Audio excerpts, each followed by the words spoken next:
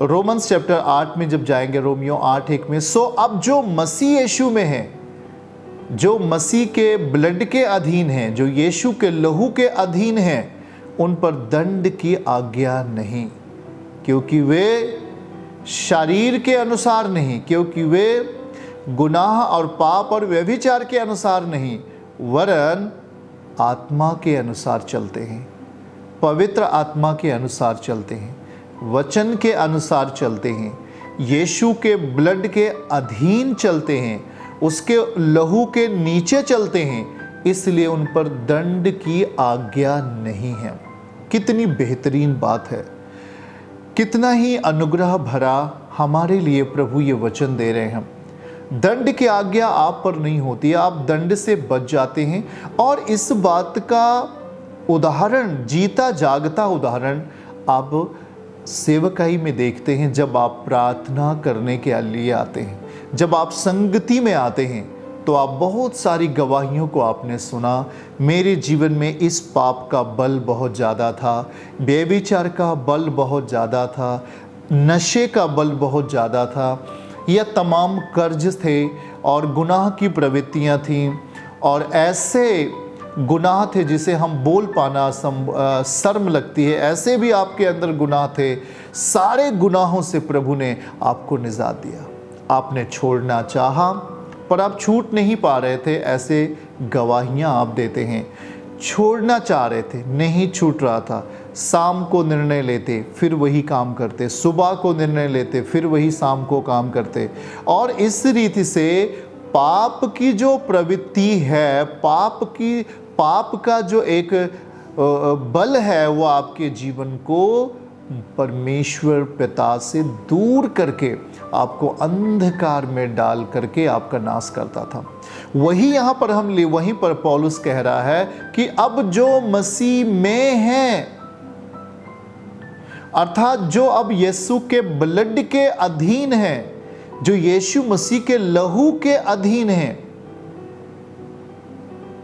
उन पर दंड की आज्ञा नहीं है, क्योंकि वे शरीर की रीति के अनुसार नहीं चल रहे हैं, परंतु आत्मा की रीति के अनुसार चल रहे हैं।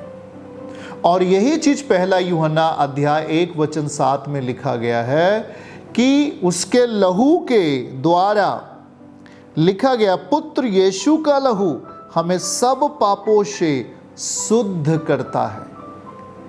यीशु का ब्लड हमें हर गुनाहों से शुद्धिकरण कर देता है, हमें तरोताजा कर देता है, हमारे दिलो दिमाग में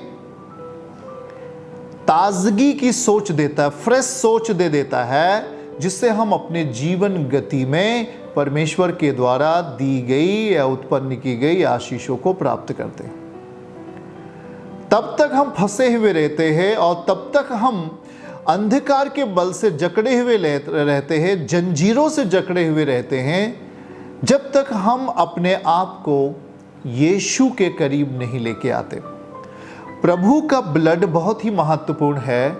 मैं फिर से कहता हूं कि यीशु बगैर लहू बहाए ही हमें उद्धार दे सकते थे, पर परमेश्वर अपना लहू क्यों बहाता है? यह उसका प्रेम है, यह उसका अनुग्रह रूपी एक जीवन है जो हमारे सर से लेकर के नाखून तक बहता है। और ये चीज़ें, चौथे पॉइंट को अगर हम फिर से एक बार लगाएं तो वहां लिखा है कि लगातार यीशु के लहू के द्वारा हम लगातार धोए और शुद्ध किए जाते हैं। मतलब ये नहीं कि बस केवल एक ही बार हम उसके लहू के नीचे जब जीवन जीना शुरू करते हैं तो उसका लहू हमारे ऊपर आना बंद नहीं हो जाता। उसका ब्लड, उसकी सामर्थ, उसकी शक्ति, उसका अनुग्रहपूर्ण जीवन, उसकी शांतिपूर्ण जीवन, उसका चमत्कारी जीवन हमारे अंदर आना बंद नहीं हो जाता, परंतु अनवरत कंटिन्यू लगातार वो हमारे अंदर आता रहता है। वो हमें परिशुद्ध करता है, वो हमें शुद्धता में लेके जाता है, वो हमें नए जीवन की स्वाद को चखने का मौका देता है, वो हमें अधिक धन संपत्ति या वैभव में जीने का हमें मौका देता है, वो हमें अधिक आशीषों में लेके चलने का हमें मौका देता है। यीशु मसीह का ब्लड यीशु मसीह का लहू। कुछ अगर पिक्चर्स को हम देखें तो ब्लड किस तरीके से जीसस क्राइस्ट का बहता है, उसका बहा हुआ लहू वो हमारे और हम सबके पापों और गुनाहों का एक प्रायश्चित ठहरा, एक प्रायश्चित ठहरा। वह एक प्रायश्चित था, रिपेंट था, जो परमेश्वर ने अपने इकलौते पुत्र के ऊपर बोझ के तरह डाल दिया था। पूरे जगत के पापों का बोझ अपने इकलौते पुत्र के ऊपर डाल दिया। यह काम मनुष्य के लिए असंभव था। मनुष्य किसी दूसरे का पाप नहीं ले सकता, मनुष्य किसी दूसरे का पाप को नहीं उठा सकता अपने ऊपर। इसीलिए परमेश्वर स्वयं, इसीलिए सर्वशक्तिमान परमेश्वर स्वयं इस दशा को अपने जीवन में होने देने के लिए अपने आप को स्वर्गीय रूप से तैयार किया, स्वर्गीय सामर्थ्य से भरपूर किया और धरती पर आ गया। उसका ब्लड इस जमीन के ऊपर बहा, उसका ब्लड हमारे और आपके गुनाहों के लिए बहा। और इसीलिए ध्यान से देखिएगा, जब उसके हम खून के अधीन आते हैं, जब उसके खून के संपर्क में आते हैं, अर्थात यीशु के निकट जब हम आते हैं, तो हम अपने जीवन में एक ऐसे अपने स्वभाव के अंदर एक ऐसे बदलाव को देख पाते हैं कि जो पाप की प्रवृत्ति थी, जो हमें अंधकार में, जो हमें जुए में, नशे में, पाप और व्यभिचार में, हत्या, परस्त्री गमन, ऐसे बहुत से दुष्टता के कामों में जो हमें लेकर जाती थी, हम वहां से बचना शुरू करते हैं। हम बचना शुरू करते हैं। शायद ये चीजें आपके लिए पहले नहीं होती थी, लेकिन जब आप यीशु के ब्लड के अधीन आते हैं, उसके ब्लड के संपर्क में आते हैं, उसके अनुग्रह के तले आते हैं और उसके महिमा में जीवन में आप वचन के थ्रू प्रवेश करते हैं, तब आपकी जिंदगी में स्वर्गीय विरासत, स्वर्गीय सामर्थ्य आप में काम करने लगती है। उसका ब्लड की पावर आपकी अगुवाई देती है। उसके ब्लड की शक्ति आपके जीवन से उस रोग को मारना शुरू करती है, उस समस्या को मारना शुरू करती है, उस बीमारी को आपके शरीर से दूर करने का पूरा प्रयास करती है। और देखते हैं कि जब हम जितने ही उसके निकट होते हैं, उतने ही परमेश्वर की शक्ति और उसकी सामर्थ्य और उसके कार्य को हम अपने जीवन में अनुभव कर पाते हैं। Hallelujah, hallelujah. इसलिए आज जब चौथा पॉइंट को हम देख रहे थे कि यीशु मसीह का जो लहू है वो हमारे जीवन में लगातार काम करता है, वो हमें धोता है और हमें शुद्ध करता है, हमें शुद्ध करता है, हमारे जीवन के हर एक भागों को शुद्ध करता है, हमारे काम करने के तरीकों को शुद्ध करता है, हमारे सोचने के तरीकों को शुद्ध करता है, हमारे विचारधाराओं को शुद्ध करता है। एक आयत हम आपके लिए पढ़ेंगे, मत्ती 27 और 24। देखिए लिखा है, जब पिलातुस ने देखा कि कुछ बन नहीं पड़ता परंतु इसके विपरीत हुल्लड़ होता चला जाता है, तो उसने पानी लेकर भीड़ के सामने अपने हाथ धोए और कहा, मैं इस धर्मी के लहू से निर्दोष हूं, तुम ही जानो। हालेलुया। धर्मी का लहू बहाना बहुत ही बुरा है, बहुत ही बुरा है, वो सही नहीं है। आप अपने जीवन के लिए जो भी धर्मी का लहू बहाता है, शास्त्री फरीसियों ने कहा, इसका बदला हमारी संतानों के ऊपर मिले, इसका बदला हमारी पीढ़ियों के ऊपर आए। वही चीज़ आया है, देर नहीं हुआ, वही चीज़ उनके पीढ़ियों के ऊपर प्रभु यीशु मसीह के जाने के बाद जब आप इतिहास को पढ़ेंगे तो वही चीज़ उनके ऊपर आया है और भयानक तरीके से आया है। ध्यान देना है कि वो धर्मी का लहू है, यीशु मसीह धर्मी था और तभी तो वो हमें धर्मी बना देता है और वो अपने लहू से हमारे जीवन को शुद्धिकरण करता है। कठिन कामों को आसान होते हुए हम देखते हैं। हम अपने मानसिकताओं में जब बुरे सोचों से लदे हुए रहते हैं, उस टाइम में हमारे लिए कोई भी काम सफलता में नहीं होता है या अधूरेपन में ही बना रहता है और हम बुरे फंसते जाते हैं।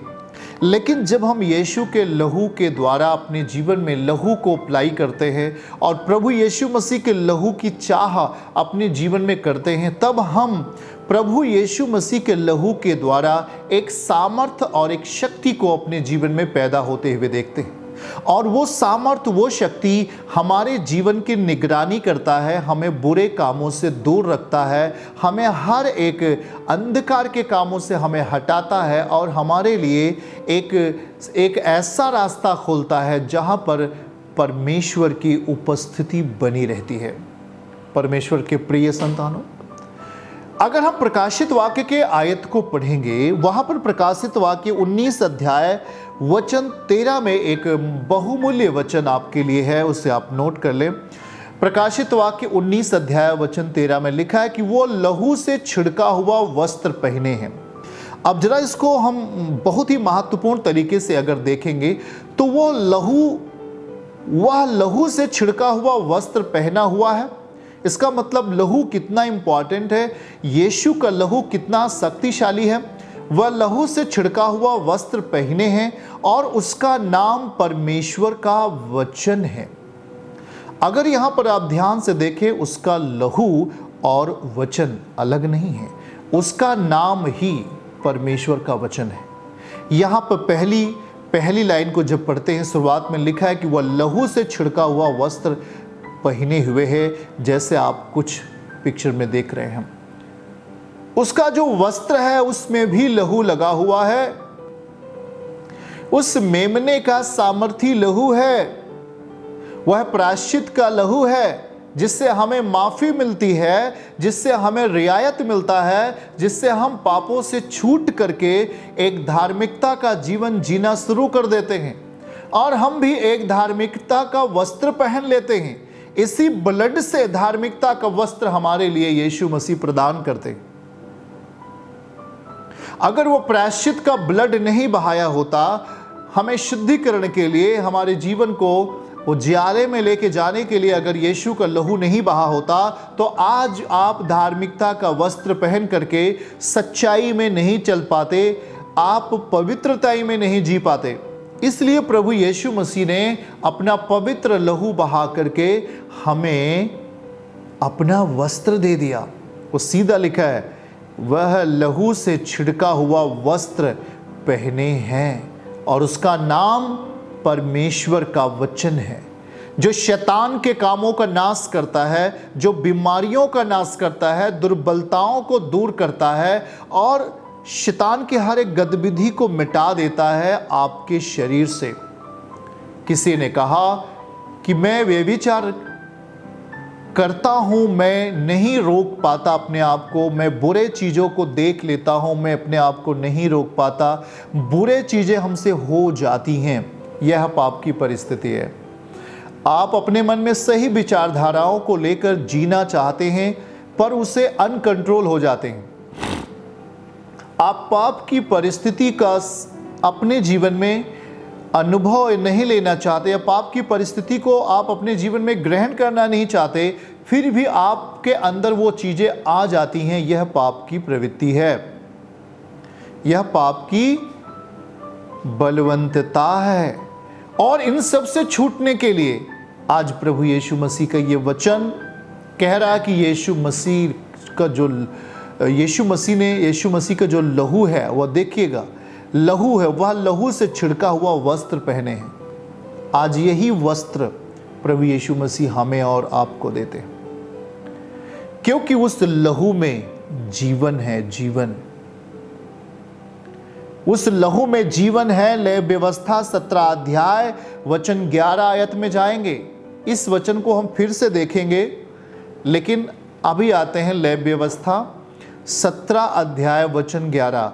क्योंकि शरीर का प्राण लहू में रहता है, शरीर का प्राण लहू में रहता है, उसको मैंने तुम लोगों को वेदी पर चढ़ाने के लिए दिया है, तुम्हारे प्राणों के लिए प्रायश्चित किया जाए। क्योंकि प्राण के कारण लहू ही से प्रायश्चित होता है। अगर हमारे प्राण सुंदर रहें, हमारे प्राण सुरक्षित रहें, हमारे प्राणों में पाप की प्रवृत्ति न आए, हमारे प्राण शक्तिशाली अवस्था में मसीह की महिमा करें, हमारे प्राण उसकी आराधना करें, स्वच्छता, नम्रता, दीनता से और एक शक्तिशाली अनुभव के साथ अगर हम प्रभु को महिमा दे पाएं, तो यह कारण होगा यीशु मसीह के लहू का प्रायश्चित।